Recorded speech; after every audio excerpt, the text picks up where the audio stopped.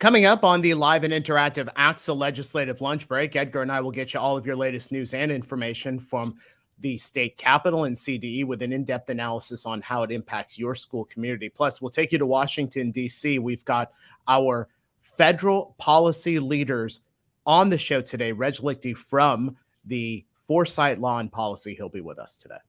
The ACSA legislative lunch break starts now.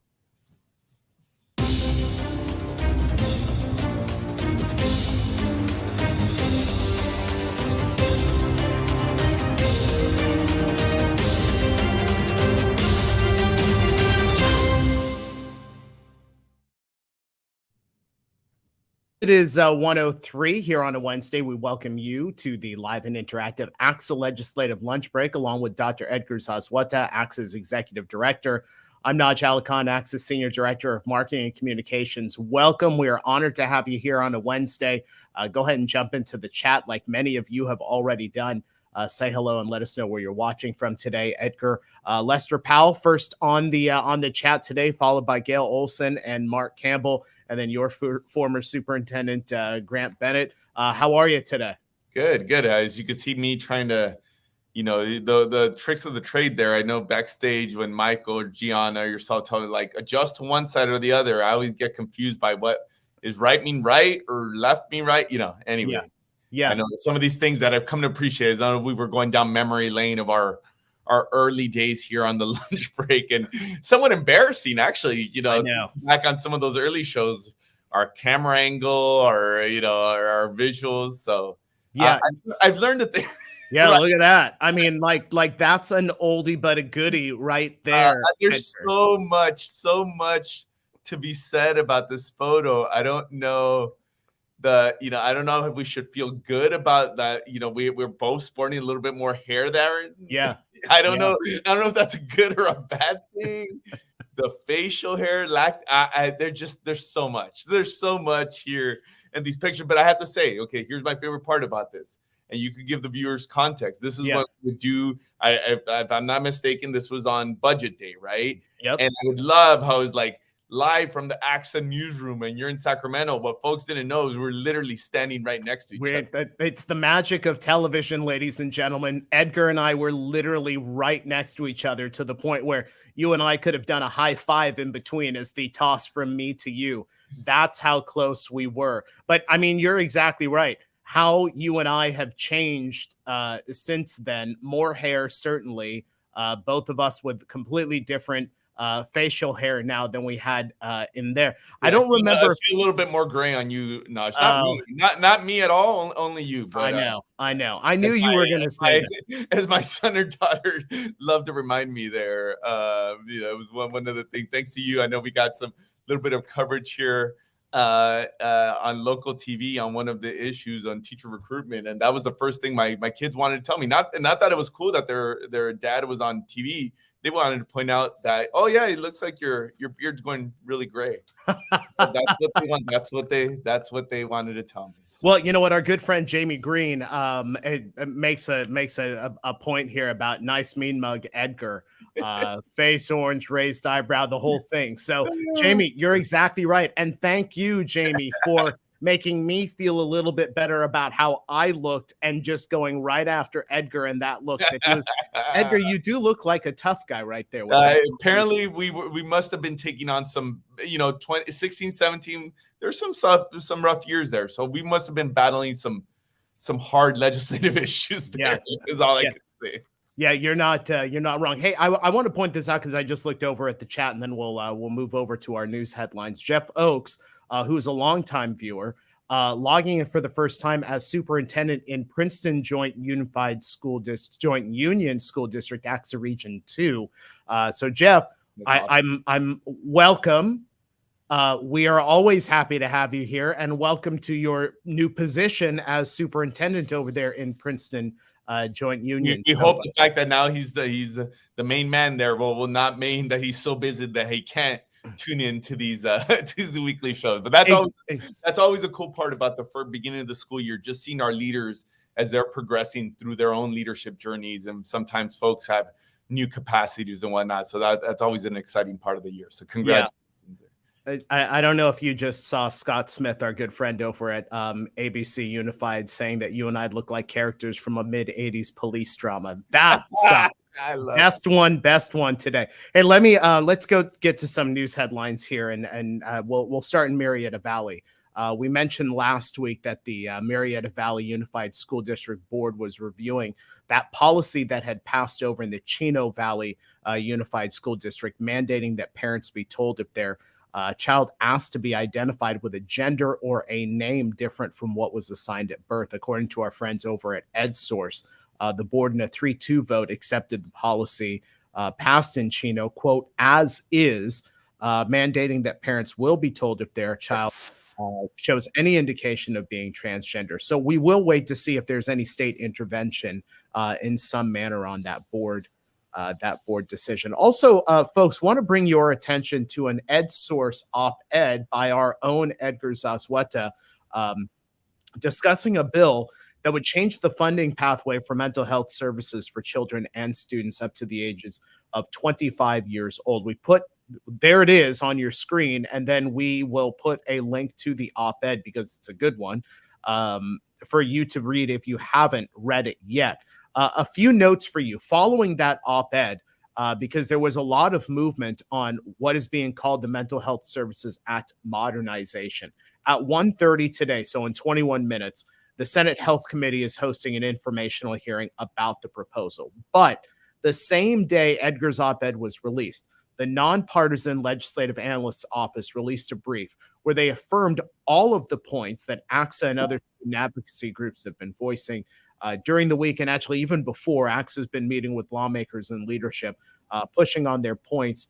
And as of 10 last night, a new round of amendments went live. Our GR department saying that those amendments, they are moving things, Edgar, in the right direction, but there are still a lot of questions about how school services like wellness centers might be impacted by funding. So a programming note for you. Next week, we'll have representatives from Children Now, a key partner in the child advocacy group that we've partnered with on the lunch break to discuss that topic. Edgar, I just want to, you made some great salient points in that, but I want to ask you now as we come back to session, and as a hearing just like this one gets ready to get started in 20 minutes, these are some substantial changes to mental health services for children. What is the discussion like over this legislative period where we're after the budget, but we're before the start of the new calendar year? I mean, what's the discussion like? What are the activities like in the Capitol right now? Yeah, and I think we've talked a little bit in the past. This last month becomes a sprint to the finish in terms of there's a lot of activity, both on budget issues, on policy issues. I know it's one of the things we always have to keep a close eye. Sometimes surprises in this business aren't a good thing, right? Like things that we didn't even know we weren't following throughout the year or just pop out of nowhere. There's also some opportunities to make some good changes. I think this issue is one example. And kudos to our government relations team, Saret, Yvonne, and the whole entire team who's really been pushing on us preserving this mental health funding. And I think, the main point there was that the state's trying to get a little creative, as they often do when resources are an issue. And I think some of the things they're trying to target, we don't disagree that those are policy issues that need to be addressed, namely homelessness and some other things. We just don't think it needs to be at the expense of funding that's supposed to go to schools, that's supposed to target some of these bigger societal issues that we talk almost week in, week out that we've been facing, especially as we make the point there in the op-ed coming off of the pandemic. So we're proud that we're making a little bit of traction here. What we're trying to do here at ACSA is just represent the broader voice of our membership. And I think half the time it's just us having a platform to communicate that. But we're glad to hear that we are getting a little bit of traction, and hopefully on this issue. And as we go over the last month of session, I'm sure we'll have some updates here on a number of other issues that materialize or evolve here in the final days. Yeah, and just a reminder, we'll be talking about this particular topic next week, the Mental Health Services Act modernization, coming up on next week's edition of the ACSA Legislative Lunch Break. Let's go ahead and switch topics right now. We're going to take you to Washington, D.C., because there's a lot happening involving the federal government and public education in the United States. Let's bring in our guest today. Reg Leichty is the founder and partner of Foresight Law and Policy, ACSA's federal advocacy arm in Washington, D.C. And also, according to Reg, the best quarterback option for the Washington Commanders as we get ready to start the NFL season. Reg, good to have you. Can you give us an update on the budget process? And I also want to point out something that's happening with Title I that was happening, that was drastic, and now seems to be not happening. But there's a lot of movement right now, at least on Title I. What can you tell us? Yeah, it's a great question. It's pretty shocking. I've been now in Washington about 28 years, and I have not seen a spending bill for the Department of Education similar to the one that House Republicans on the Appropriations Committee approved in July. It is proposed and kind of adopted at the subcommittee level in the House to cut Title I by 80%, a shocking $14.7 billion reduction in funding for our highest need schools. And that was even compounded further by a $2.2 billion total cut to all of the professional development resources authorized by Title II of the Elementary and Secondary Education Act. Hey, Reg, those are. Oh, did we lose them there? No, yeah. I thought you froze there for a second. We got you back. I mean, even I know oftentimes, and we'll talk a little bit more about the process. Where do we see things going from here? But those are pretty startling, figures that you throw out there. And I think it also, just in context, as of these years when we've been talking about increases and given some of the support, I know that is something we're going to have to worry and keep a close eye on. Kind of shifting topics a little bit. Something I know you can't talk to our folks here from California, frankly, probably from anywhere else around the country without somebody asking you about, hey, anything new on IDEA, on the funding piece. I know us, ACSA, CSBA, we have this federal joint partnership that you help us with, and we've been pushing for this idea of fully funding IDEA for a good amount of time. Unfortunately, that's not a bill that has passed. Can you just give us an update on the broader issue? Because I feel like there's sometimes a disconnect in terms of folks in the field see this as like, there's such a need here. And it makes for good talking points in terms of, what the federal commitment was supposed to be there. But obviously, when we look at the reality, given some of the numbers you just talked about funding levels, where's been the challenges here, and what can our folks do on this front? Yeah, and I think, probably many of your viewers know when IDEA was approved, Congress adopted, informally a goal to actually cover 40% of the additional cost of special educational services. The actual number over the decades has been dramatically lower than that. And as you mentioned, Edgar, there has been an effort in both the Senate and in the House over a number of Congresses to try to set a glide path towards reaching that 40% federal share goal.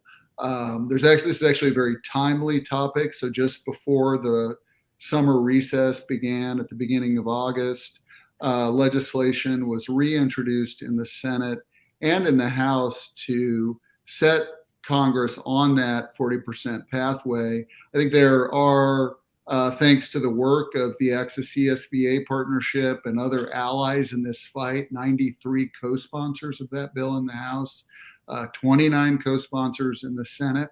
So we're not there yet in terms of winning passage of that legislation, but it really is an impressive number of backers of this idea that the federal government must do more to help fund what is really an unfunded mandate on school districts in many ways. And then also thanks to the ACSA-CSBA partnership, not only is Congress talking about fully funding Part B, that is the IDEA state grants investment in kind of preschool through older students, but thanks to ACSA-CSBA's work, there is also legislation that will be introduced after the recess that would fully fund Part C of IDEA, which is the federal investment in infants and toddlers, which I think we know now from all of the research is absolutely essential to ensuring that more children show up for kindergarten ready and able to learn. Folks, a reminder that if you have questions for Reg, go ahead and put those into the chat, and we'll try and tackle some of those. In fact, I want to Helio Brazil just put a question into the chat about what are the true barriers to having this acted upon, because it's a moral obligation. What do you think the barriers are for that, Reg? Yeah, so the investment in IDEA Part B now is kind of in the neighborhood of 14 or 15 billion dollars. I forget what the exact fiscal year 2023 number is. To reach that 40% federal share, the investment would actually have to jump into the kind of lower $30 billion range. So I think it's somewhere between 30 to 35 billion to reach that number. So I think the biggest obstacle is simply that we need a much greater willingness to dramatically increase the overall U.S. Department of Education spend on these students. It is absolutely, I agree, a moral imperative, and I think a lot of members of Congress see that. I think that what they're struggling with is, on an annual basis, essentially doubling plus a few billion more the amount that's annually invested in Part B. Thanks, Fred. Moving to another topic here, something we've been seeing some headlines on, and I know you've been consistently following these issues for us on behalf of ACSA and CSBA. A lot of talk on broadband and privacy lately. I know that there was a gathering there at the White House with some of our school leaders, some folks here from California. What do you think schools should be aware of right now? What's kind of the discussion on that, or cybersecurity, or just the broader law? Yeah, cybersecurity and privacy in schools remains a pretty hot topic in Washington. Just a week ago, the White House hosted an event focused specifically on K-12 cybersecurity. It is shocking to know that, and many of you have experienced this, that schools are among the most targeted entities for cyber attacks in the United States. The FBI periodically reports on the behavior of cyber attacks and cyber attackers. And when it comes to ransomware, school districts are particularly high on the list. I know that Superintendent Carvalho actually spoke at the White House event last week, following up on the attack on LA Unified last year. But this is not just a big city school problem. The data is very clear that some of the smallest, most rural, isolated communities also are frequently subject to these attacks. And I think there's one big policy development I want to highlight for you in the cybersecurity space is that the FCC will, in the next few weeks, publish a notice of proposed rulemaking seeking input on a proposed K-12 school and library cybersecurity pilot initiative up to $200 million. The broad contours of the pilot have been,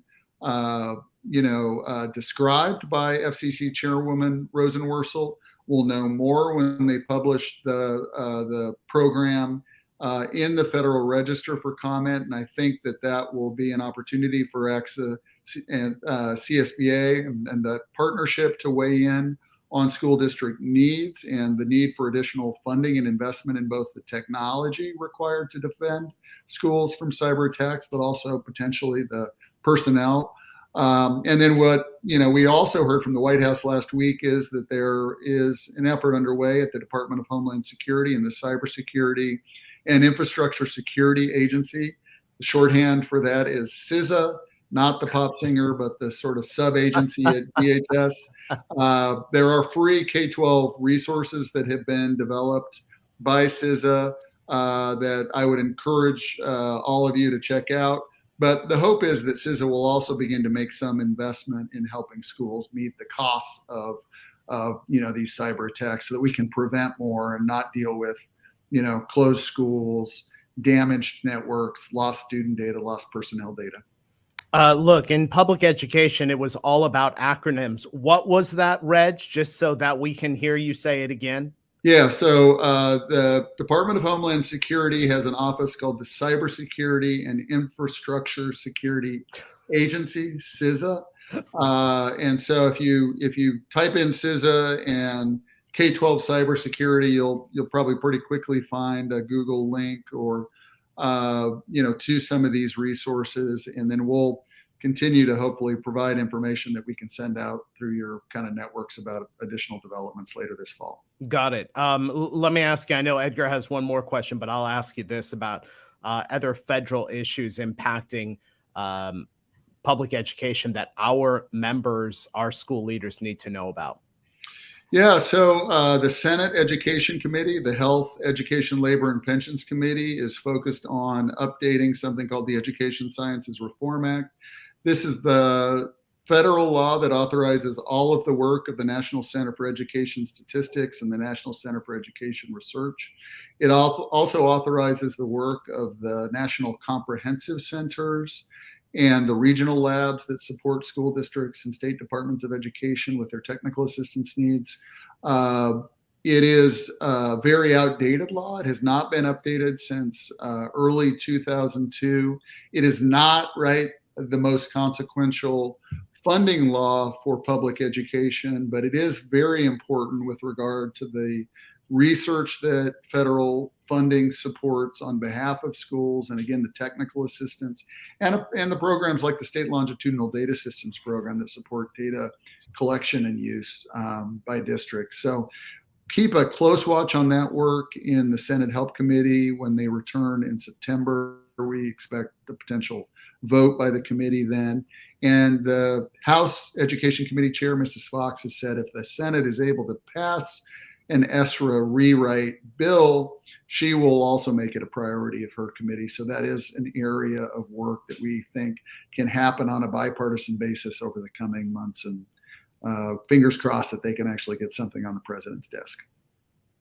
Reg, my final question was kind of along the lines of what you were talking about, opportunities and bipartisanship. And, you know, so often when we're talking about DC, their narrative goes to how, you know, whether it's dysfunctional or just the gridlock. And I can't believe that we're, you know, where we're talking as we're reading headlines, we're about to embark on yet another presidential election season, which I don't know that any of us are really ready for that. But I guess just in final thoughts, what does this mean big picture? What are you seeing in terms of the landscape, the political context? What is that going to mean for a lot of these issues that us in the school community are following? Yeah, I mean, certainly we see sharp disagreements in the media every day. I would say that there is bipartisan work happening behind the scenes on the committees on things like the Education Sciences Reform Act. You know, in the House, they've been working on a bipartisan basis on some workforce policy reforms, including updating the National Apprenticeship Act, which includes, some focus on, you might have read, some related work by the Department of Education on educator apprenticeships. So there are bipartisan conversations happening. And of course, as everyone knows, as the election approaches, it becomes more and more difficult for those conversations to translate into passed legislation. So, you know, big picture, I think we need to look for as much progress as the committees and the House and Senate can make before the holidays. Right, as we really transition into 2024, we'll still have a narrow window, I think, in the first quarter for some legislative activity around big issues. But as the kind of weeks and months unfold next year, it'll be harder and harder for the parties to come together on any major changes. Hey, Reg, before you leave, we did have one last question that came in from Kirit. My apologies if I've mispronounced that name. The question is there any consensus in areas that there may be agreement between our political parties are willing to fund educational mandates, not merely cutting for political ideologies? Yeah, I'm actually glad you asked that question, because I probably should have completed this thought at the beginning. Despite those really deep House subcommittee cuts, you know, I have a more bullish kind of expectation for where the fiscal year 24 process will end. So those cuts were so severe and deep at the subcommittee level, the Republicans were not even able to rally the votes at the full committee level to pass it, let alone the full House. And in the Senate, the chair of the Senate Appropriations Committee, Patty Murray, right, a longtime champion of education, and Senator Collins of Maine, very strong Republican advocate for public education. They said from the get-go, we are going to work to pass a budget on a bipartisan basis. They followed through on that commitment by abiding by the overall spending limits that were agreed to in the Fiscal Responsibility Act earlier this year. They then passed in the Senate Appropriations Committee a U.S. Department of Education budget that modestly increased Title I, modestly increased IDEA, and mostly held the line on other programs. And they were able to do that despite the budget caps that were put in place by the FRA by working really closely together in a bipartisan way, very different than the approach we saw in the House. So as the year unfolds and they begin to negotiate later this year on final budget deal, I think it'll ultimately look a lot more like the Senate bill than the House bill. And I think that's a reminder that the parties can work together if they have to, and certainly much better outcome than we saw with the House subcommittee bill, which, as we said, is almost comical in its failure to really responsibly govern. Yeah, absolutely. Reg Leichty, founder and partner, Foresight Law and Policy, our federal advocacy arm in Washington, D.C. Reg, great to have you here on the show. We'll bring you on closer to November because, I mean, Lord knows there's probably going to be more stuff to talk about come a few months from now. So, Reg, thanks so much for being with us today. Yeah, thanks, Nash. Thanks, Edgar. See you next time. And folks, if you like what you see here on the ACSA Legislative Lunch Break, we, of course, invite you to be here with us on Wednesdays. We'd also like for you to subscribe to us on YouTube and like us on Facebook. If you do, you will get instant alerts when we're about to come on the air with breaking news. And then, of course, alerts for our regular Wednesday show here on ACSA Facebook and ACSA YouTube. And if you have great stories to tell from your school community, we want to tell your stories too. Go ahead and email your photos, your talking points, your news releases to our great EdCal editor, Michelle Carl at mcarl@axa.org. And we'll tell some great stories. We've had all of our Administrator of the Year award stories, our Every Student Succeeding stories in there. Edgar, I know that we're coming up. We're actually at the bottom of the hour, but just your thoughts on what Reg had to report. I think, to me, the most startling thing was even the suggestion of an 80% cut to Title I, $14 billion. I mean, even the suggestion of it was just outrageous. But the fact that some people are actually thinking about that is the one takeaway that I had. Yeah, I'm going to try to take the positive stance in what Reg said there at the end, that, we know some of this is part of the political maneuvering, trying to send a message that, as you said, I think we would agree it's not responsible governing, right? So I think it's us looking at the opportunities. As I see Jamie and others in the chat, I think there's some opportunities. And I think kind of that grassroots approach in a bipartisan way around issues like IDEA and us really trying to educate that, even while we have a consistently tough landscape, that there is some opportunity to make some incremental gains. I think is kind of the overall theme that I'm left with there. Well, folks, thank you so much for being with us here on the live and interactive ACSA Legislative Lunch Break. Remember, we are live here Wednesdays on ACSA Facebook and ACSA YouTube. Next week, we're talking about the mental health funding here in the state of California, so you definitely want to be here for that. Have a great rest of the day and rest of the week, and we'll see you next time.